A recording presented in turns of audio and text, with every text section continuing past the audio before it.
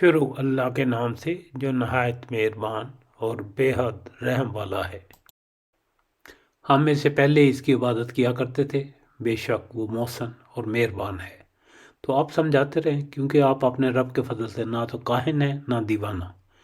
کیا کافر یوں کہتے ہیں کہ یہ شاعر ہے؟ ہم اس پر زمانے کے حوادث یعنی موت کا انتظار کر رہے ہیں۔ کہہ دیجئے تم منتظر رہو، میں بھی تمہارے ساتھ انتظار کرنے والوں میں سے ہوں۔ کیا ان کی عقلیں انہیں یہی سکھاتی ہیں، یا یہ لوگ ہیں ہی سرکش؟ کیا یہ کہتے ہیں کہ اس نبی نے قرآن خود گھڑ لیا ہے؟ واقعہ یہ ہے کہ وہ ایمان نہیں لاتے۔ اچھا، اگر یہ سچے ہیں تو بھلا اس جیسی ایک ہی بات بھی بنا کر لے آئیں۔ کیا یہ بغیر کسی پیدا کرنے والے کے خود بخود پیدا ہو گئے ہیں، یا یہ خود پیدا کرنے والے ہیں؟ کیا انہوں نے ہی آسمانوں اور زمینوں کو پیدا کیا ہے؟ بلکہ یہ یقین نہ کرنے والے لوگ ہیں۔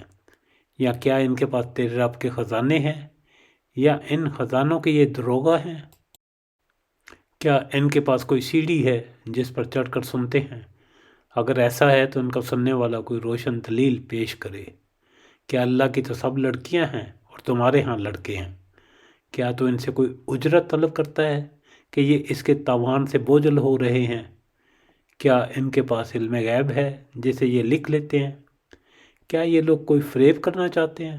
تو یقین کر لیں کہ فریب خوردہ کافر ہی ہیں۔ کیا اللہ کے سوا ان کا کوئی معبود ہے؟ ہرگز نہیں۔ اللہ تعالیٰ ان کے شرک سے پاک ہے۔ اگر یہ لوگ آسمان کے کسی ٹکڑے کو گرتا ہوا دیکھ لیں تب بھی کہہ دیں گے کہ یہ تہ و تاب بادل ہیں۔